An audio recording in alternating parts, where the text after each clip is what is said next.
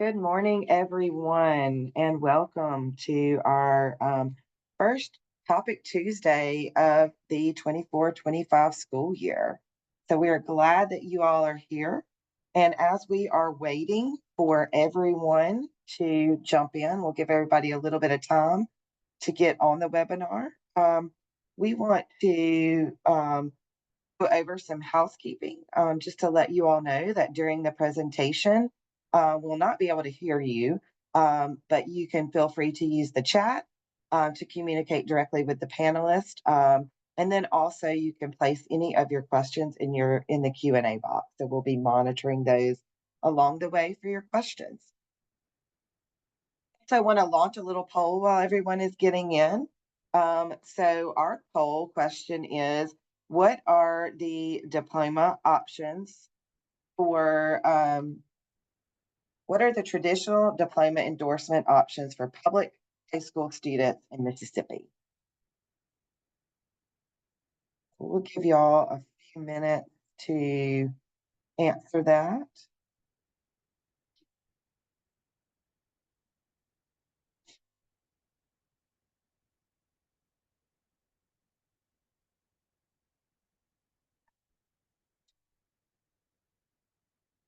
Sorry.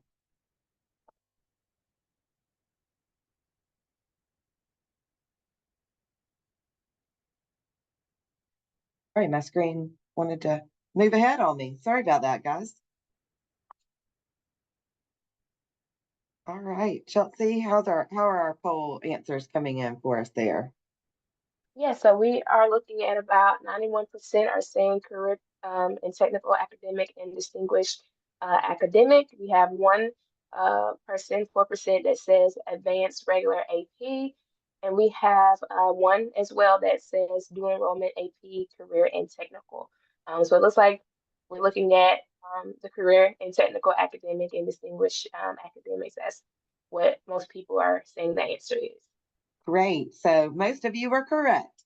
So the correct answer for that is career and technical, academic, and distinguished academic. So thank you for participating in the poll.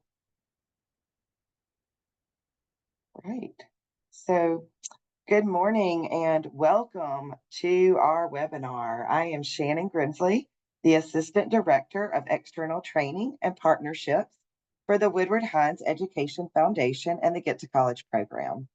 We are recording today's session and we will send a link to anyone who is registered. For those watching the recording, today's date is August the 27th, 2024, and the material in this webinar will be current through the 24-25 school year. In today's session, College Access Updates from IHL and MDE, you will hear about the college access and curriculum changes and resources that are offered to you from IHL and MDE. I will now share a little bit of background about Get to College and a few logistics about the webinar before we get started. So Get to College is a nonprofit program of the Woodward Hines Education Foundation. We have 3 centers in Mississippi, one in Jackson, Ocean Springs, and South Haven. And we help parents, students, and high school counselors with all aspects of the college planning and financial aid process. And all of our services are free. In our centers, we offer personalized college counseling appointments where we can tell students when to apply for admission and scholarships. We can help them fill out their FAFSA, which is the free application for federal student aid, or advise on essay writing and interviewing. As we mentioned earlier in the webinar, we cannot see or hear you, but we ask that you still ask us questions through the chat and the Q&A. Chelsea Williams, my coworker, will be monitoring and replying to the Q&A and the chat today. We will also have a time for live Q&A with the presenters at the end, but of course, feel free to message your questions at any time during the webinar. I'd now like to introduce our guest speakers for the day. Our first speaker is Sandra Kelly. Sandra is the Director of Student Services at the Mississippi Institution of Higher Learning, IHL, which is the administrative body for Mississippi's public universities, and she also serves as the State Director for the Academic Common Market. In her role at IHL, she acts as the liaison for academic and student affairs, works closely with chief student affairs officers, admission and enrollment managers, and leaders from Mississippi's 8 public universities. Her network includes collaboration with K through 12 representatives, state and federal policymakers, and other key stakeholders in the higher education sector. Before her tenure at IHL, Sandra held the position of Student Services at Belhaven University in Jackson, Mississippi. Sandra earned her Bachelor of Science in Communications from Mississippi College, and her Master of Science in Leadership from Belhaven University. She is currently pursuing her PhD at the University of Southern Mississippi. Welcome, Sandra. Our second panelist is Makisha Adams. Makisha assumed the role of Director of Secondary Curriculum and Instruction on July 1st of this year. So brand new over there, right, Makisha? And brings over 24 years of experience to the Mississippi Department of Education. She is a product of Rankin County Schools, graduating from Northwest Rankin High School. Ms. Adams most recently served the last 8 years as an assistant principal at Brandon Middle School. Prior to that, she served 4 years as a curriculum specialist, where she trained and supported the district's ELA teachers and served as AP coordinator. She served 12 years in the classroom and as an ELA teacher in grades 7, 8, and 11, as well as gifted education. Mrs. Adams received her bachelor's degree from Tougaloo College and a master's and specialist degree from Mississippi College. She is a lifelong resident of Rankin County. So welcome to MDE, Makisha. We are glad to have you here today. And I am going to turn the presentation over to you, Sandra. Okay.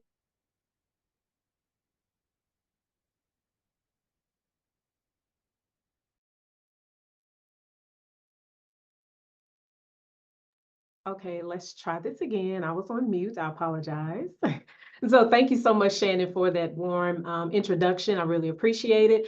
Good morning, everyone. I am Sandra Kelly, and I am thrilled to be here with you all today. So before we dive into the details, let me just say how exciting it is to be talking about something that's going to have a real impact on our work and, more importantly, the lives of our students, and making the process for our institution admissions staff a little more doable. So let's talk about Section 600, the policy amendments that we've been working on since, I'm sorry, Shannon, you can go to the next slide.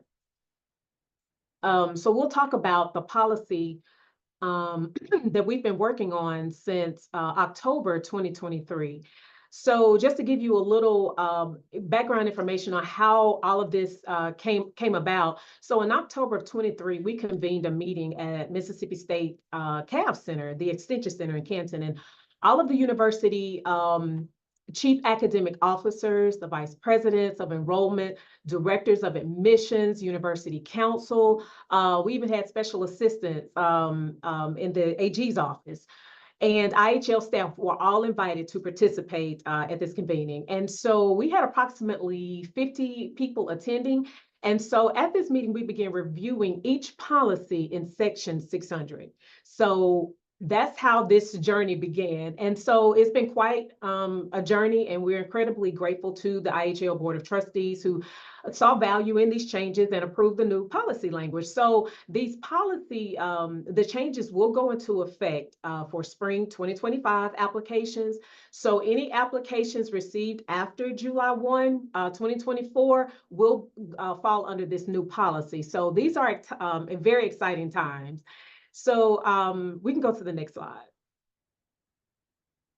Okay, so why did we feel, so if you can go to the rationale for amendments, back up, maybe one. Okay, there, one more, back up, one more.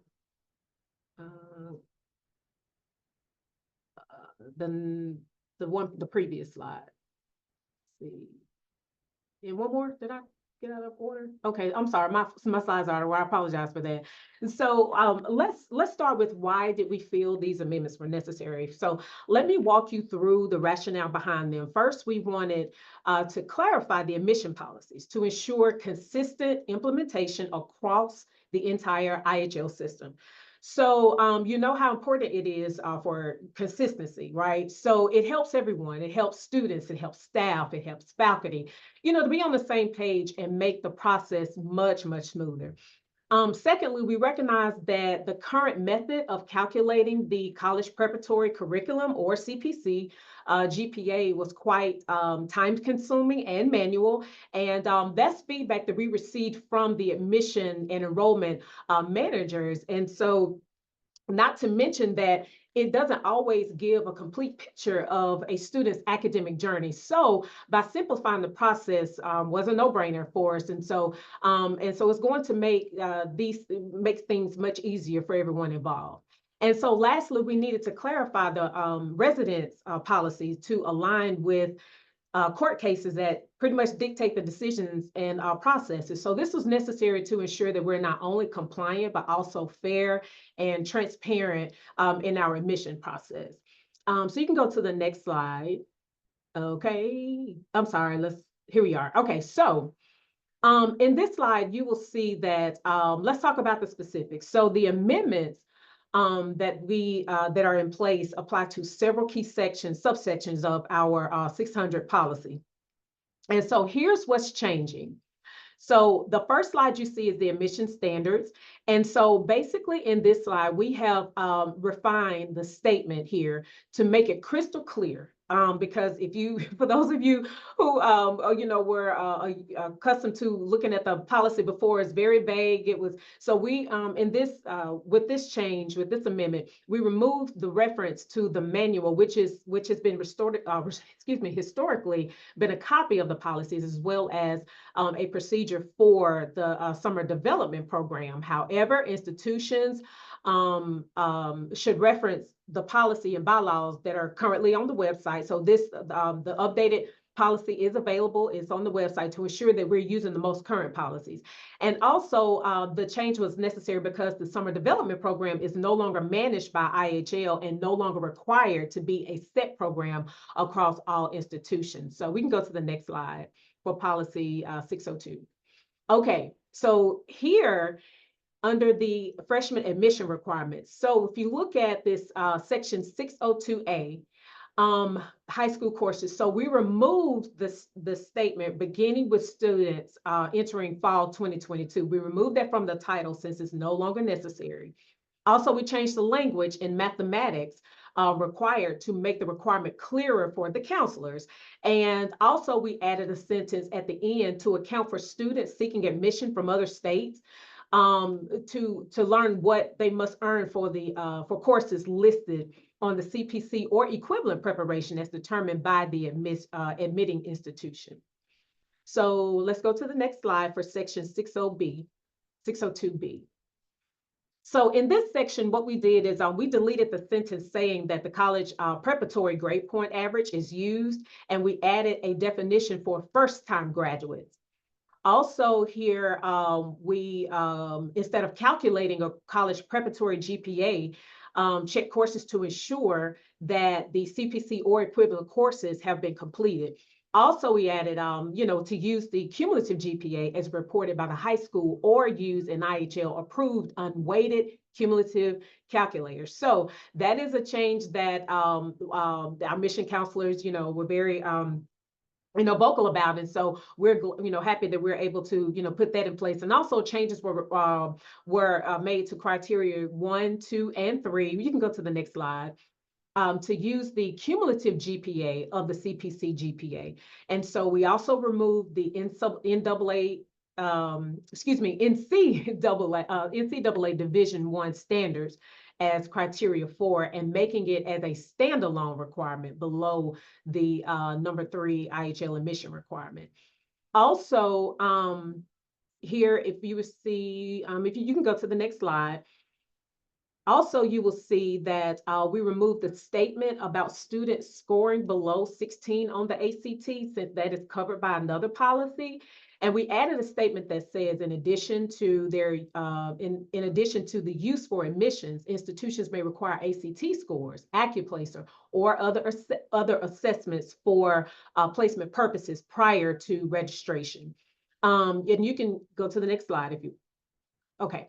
So also, the other change, I did mention that the criteria 1 and the NCAA division standards do not require an ACT or SAT score for admission, but institutions need assessment scores for placement purposes. So we added the statement that students must submit a final. We also added a statement that students must submit a final official transcript with graduation date prior to the second term of enrollment. Okay. And also a statement was added that admitting institutions may establish additional admission requirements. So under section 602C, you can go to the next slide. The changes here are just for clarification purposes. And the clarification, the statement, the language was changed to say that this holistic admission process may be used for Mississippi residents and graduates of any Mississippi high school who applied and failed to meet full admission standards in section B. So which takes us to section 601C1. Next slide. Okay, so in this section of the policy, we simply clarified the language to say that students may be fully admitted as a result of this review. Okay, you can go to the next slide. Okay, so in this section of the 602C2 policy, each institution defines readiness through their placement cutoff scores. So adding the language to say that as determined by the admitting institution in compliance with 608 under the intermediate courses. And also we changed the language for the summer development program to a developmental program that will be developed by each institution. Next slide. So under this section, 602, I'm sorry, let's go to the next one because I already did that one. Okay, so under this section, 602D, we deleted this subsection. And then we changed the subsection D, and tongue twister there. And what we basically did was change the title of it to admission to U.S. citizen transfer student. And we added the IPED's definition for a transfer student. We added criteria for full admission for transfer students with 30 hours or more transferable hours. We also added a criteria for full admission for transfer students with less than 30 transferable hours. And we also added, and I think that's on the other slide, if you can go to the next slide. And we also added a statement that institutions may establish additional admission requirements for transfer students. So under section 602E, basically in this section, we just clarified the language to say that non-residents of Mississippi will be admitted using the same qualifications as Mississippi residents or equivalent preparation as determined by the admitting institution, which leads us to section 602F. Next slide. Okay, so in this section, it was basically cleanup. We deleted a lot of the sections and we just added this section called other factors. This new policy allows institutions to consider other relevant criteria such as applicants' criminal conviction history or student conduct history at a high school or another institution of higher learning. So it's important to understand that this does not automatically preclude a student from being admitted. It only allows the institution to conduct a review to make their admission decision. Next slide. So under 603, section 603, this language, let's see, under this we clarified the language for consistency. And we added a statement simply allowing the institutions to establish additional admission requirements. And you will see that noted under our sections, giving the university the autonomy to, make those decisions when it comes to admissions, but following the overarching guidelines that are in place. So under section 604, next slide. this section, we was basically renaming it. And we added subheadings to identify different applicant types, making it more user-friendly. So what we did is we just changed this to title it Other Applicants. And so basically what we did is just grouped applicant categories. And for example, as you see in red, applicants without a diploma from a regionally accredited high school or homeschool students. And then the other category, applicants with a high school equivalency or international students. And we also added clarifying language. We added a statement that applicants in this section may validate the CPC in an alternate way. We also added that admitting institutions may establish additional admission requirement. There's that statement again. And we added a statement that these applicants may be required to appear for an on-campus interview. So that falls under the additional admission requirements, is set by the institution if that is what they desire. So section 608, let's see. Okay, 608, here we are. Under intermediate courses. So in this section, what we do, we're allowing institutions to use other assessment methods for placement purposes before registration. So flexibility is the key. That is something that we, that was that resonated and resounded, from the admission enrollment. So what we did is we added language to say that institutions may require ACT, SAT scores, AccuPlacer, and or other assessment for placement prior to registration. Section 610. Okay, so residency requirements. So basically what we did in this section was we reordered several subsections of 610. And what we did is we clarified the residency language. So what we did was align the residency policies with court cases that dictate decisions and processes regarding residency. And also we added or applied that section 608 to add the language to say the institutions may require ACT, SAT scores, AccuPlacer, and or other measures as set for by the institution. The next slide. In section 610B, in this section, we basically clarified the residency language again, and we aligned the residency policy with, okay, I just did that, court cases. So let's go to the next slide because we already did that one. So section 610E. The next slide. Okay, next slide because I did go through that one. Okay, so here. What we did in this section was clarify residency language by removing the reference to junior and community college. And on the next slide, which is section 610F, we just simply clarified the residency language, just making it a little more, yes, so that falls under the legal residence. So, and then in the last, on the last slide, section 612, which is the authority to set here. Okay, so on this one, basically what we did is this, we removed references,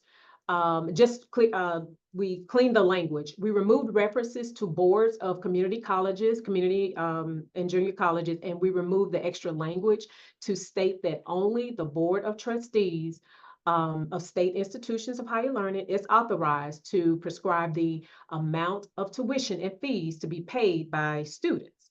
So with that, you can go to the next slide. All of these changes are designed to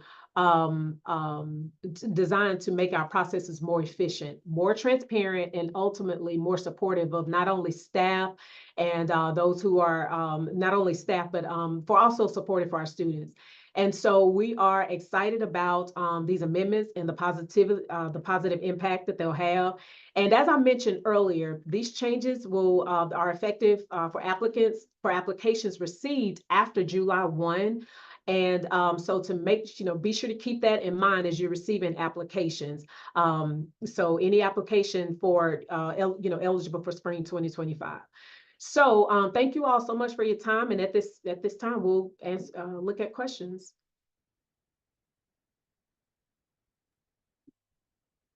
As of right now,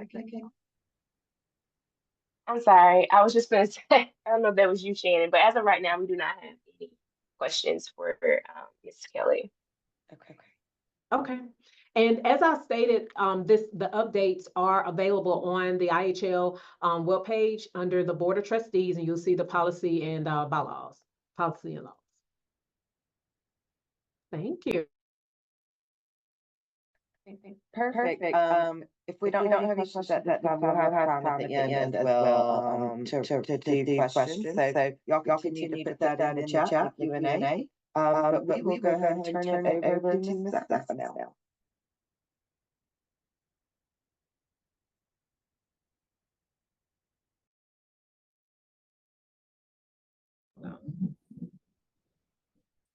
Hey, good morning, everyone.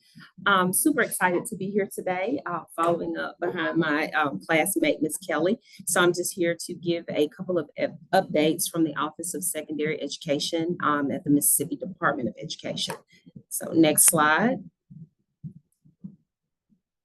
Of course, our first two slides, our first one is going to hold our vision and mission statement for the Mississippi Department of Education. I won't read that. It has not changed. So, of course, if you want to refer back to that, you can do so. Next slide, actually. And these are actually our goals. And so part of our strategic plan. And so we can move past that as well. And we'll just get right into the updates. Our first slide is going to talk about our approved course codes. And so this has been a tremendous work to get this updated. If you have been to our website, probably within the last week or so, you've noticed that the link has been there and then the link has been disabled. Just so you know where we are in the process, this has been a heavy lift for MDE coming out of our Office of Secondary Ed, where we've had to revise courses, deactivate courses. And of course, when you're doing things like this, there are some kinks that you run into along the way. So we're actually getting ready to move into phase 2, where we're going back through the course catalog to look and check for any errors, any endorsements that may be listed incorrectly or anything like that, just so we can have this resource as up to date as possible for our schools, for our counselors, parents, and anyone that's involved with helping students pick those best courses that are best suited for them. So again, you can scan that QR code and it will take you to the most recent updates to our course code catalog. We're in the process of taking new courses for the 25-26 school year, and I'll talk about that in a later slide. Next slide, Shannon. Okay, this is actually the MOCA process. This is the process that schools would take if they are interested in adding new codes that they wish to teach for the upcoming school year. Again, we are now accepting applications for the 25-26 school year. So courses for 24-25 are set. So what you would see, what I referenced on the previous slide, those courses are set. But if there are courses that you are thinking about offering or that your schools are thinking about offering for the 25-26 school year, this is the process that the schools would go to. When you visit this website, it will take you directly to a guide for the MOCA process. And again, that stands for Mississippi Online Course Approval. It is a process, okay, and it is an application. And there is a form that you would fill out along with all the identifying characteristics. And then once your course is approved, then you would be notified.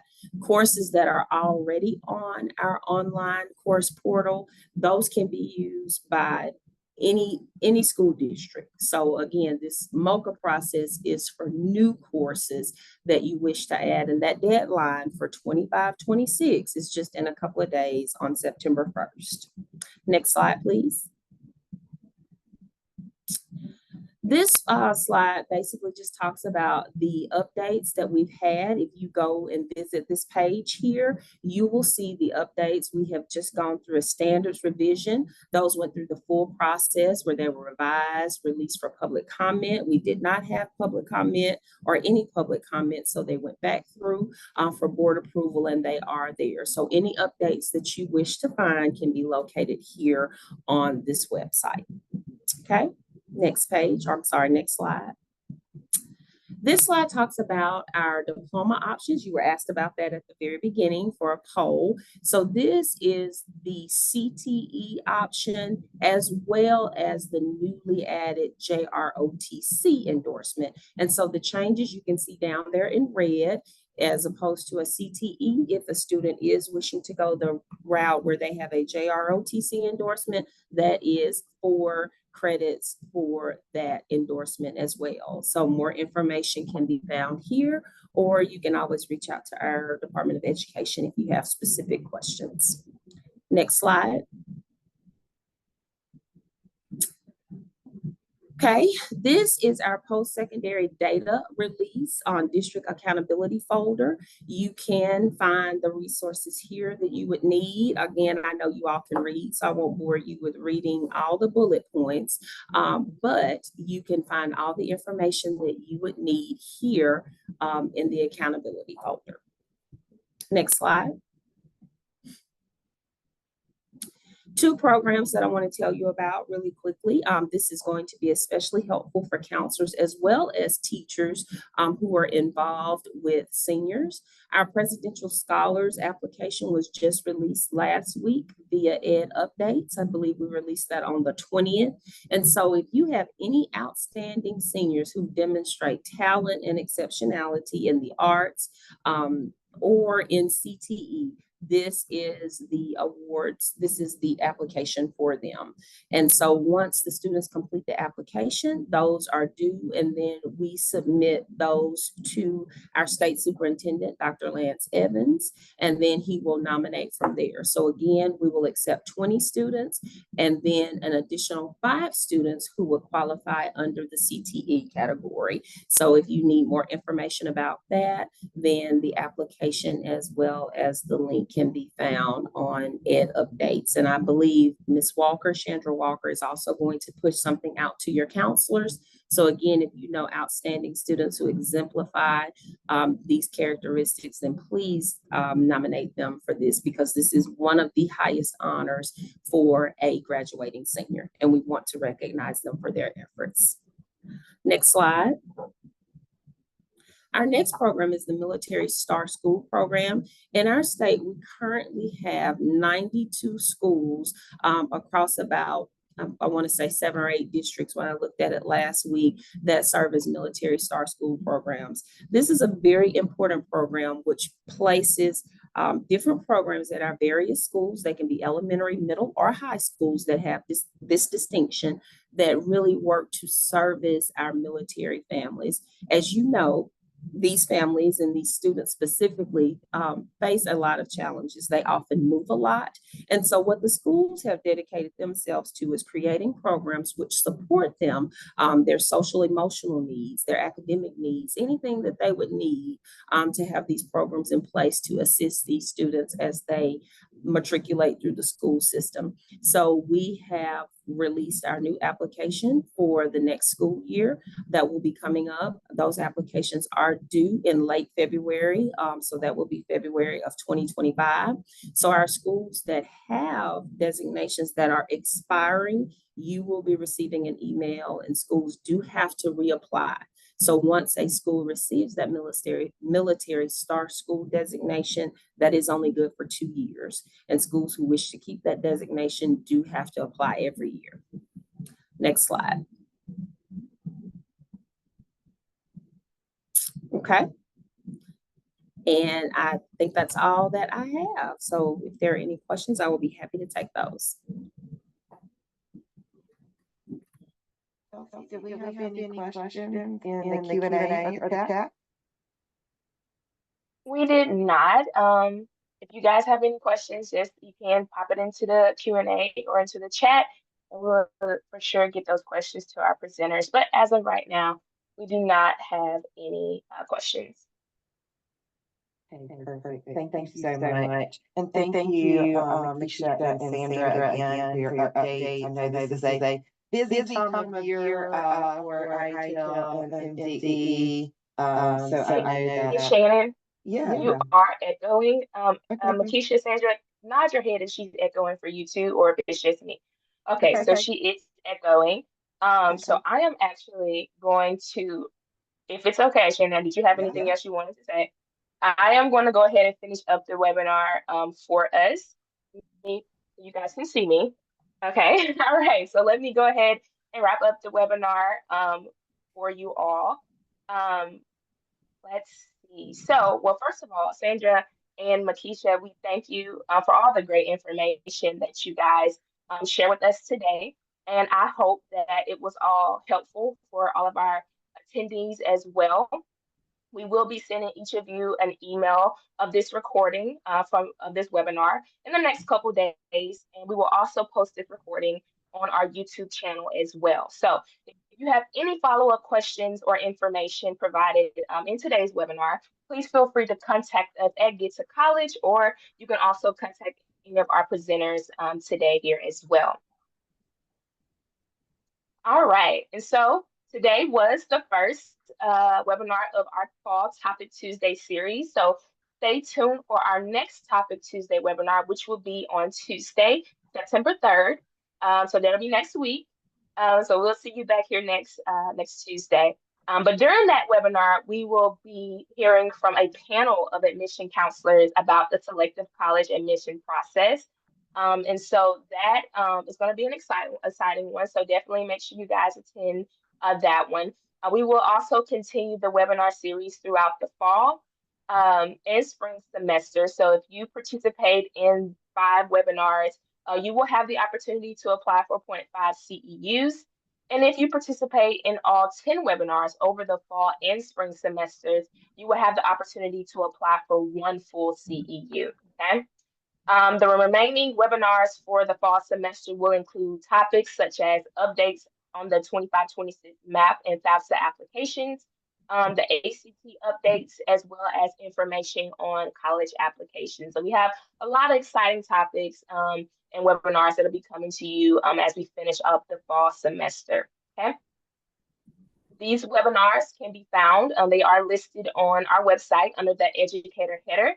Then you will select Topic Tuesdays under the events section. So this is where you can register for the Topic Tuesdays for the remainder of this semester and as well as spring semester 2.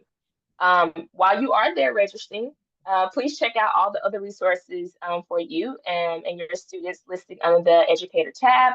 We will have lots of training opportunities for educators over the 24-25 school year, and we hope you all will register to attend as many of them as you can as well. Okay. All right, so we do have some MDE Get to College Regional Counselor trainings in person that will be throughout the fall semester. So our first one will be on Friday, September 13th. This will be located at Pearl River Community College in Poplarville, and that will be from 10 a.m. to 3 p.m. The second one will be on September 27th at the Hines Community College Rankin County campus from 10 a.m. to 3 p.m. And then the last one will be on November 22nd from 10 a.m. to 3 p.m. at the Itawamba Community College in Belden. This will, again, as I've mentioned, will be in person. Lunch will be served and CEUs will be offered. All right, so we also have some college access educator trainings in person.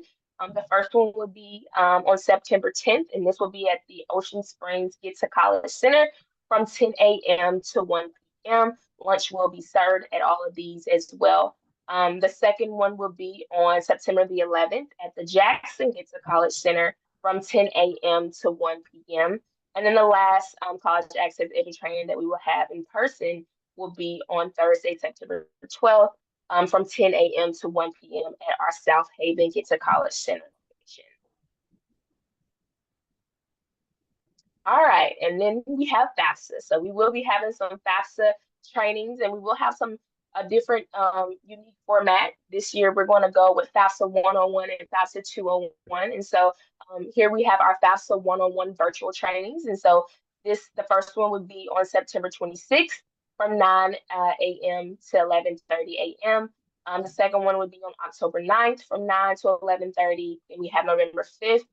This one will be later in the day from 1 to 3:30 p.m. And then we're going to do another one going into the spring semester on January 21st from 9 a.m. to 11:30 a.m. And then we're going to wrap up for our virtual FAFSA one-on-one trainings on February 13th from 1 p.m. to 3:30 p.m. All right, and then we're gonna, as I mentioned, new format. We're gonna do a FAFSA 201 for virtual training, and this one is gonna be on Friday, October 18th, from 9 a.m. to 11:30 a.m. The second one will be on December 5th, from 9 to 11:30 a.m. And then we're gonna wrap up in the spring semester on February 19th, from 9 a.m. to 11:30 a.m. Then in person. So we're gonna kick off our in-person FAFSA trainings on October 22nd at the South Haven Get to College Center location from 10 a.m. to 12:30 p.m. We're also going to have one located at our Jackson Get to College Center on October 24th from 10 to 12:30 p.m. And then our last one will be at Ocean Springs Get to College Center from on October 24th from 10 a.m. to 12:30 p.m. as well. So these will be our in-person center location FAFSA trainings. All right, but we will also go to a couple colleges throughout the fall semester here. So as you can see, we will have a couple of FAFSA trainings at Holmes Community College Grenada campus on October 23rd from 10:30 a.m. to 12:30 p.m. Then we're going to go to Jones County, or Jones College, excuse me, in Ellisville, Mississippi on October 28th. We're going to have a training at Inawama Community College Building Campus on October 29th. Then we're going to go to East Mississippi Community College, the Scuba Campus on October 30th. And we're going to wrap up at South Haven, our Southwest Community College in Summit, Mississippi on November 13th. All right, y'all. And so these are the trainings that we will have throughout as I mentioned, throughout the remainder of the fall semester. We have a couple in the spring semester scheduled as well. You can find all of those trainings on our website. If they are, you can register for them now. If you have any questions, any follow-up questions, please do not hesitate to reach out to us at info@gettocollege.org. We will be extremely glad to help you in any way that we can. That wraps up our first webinar for the fall semester. We thank each and every one of you for joining us today. Have a great day.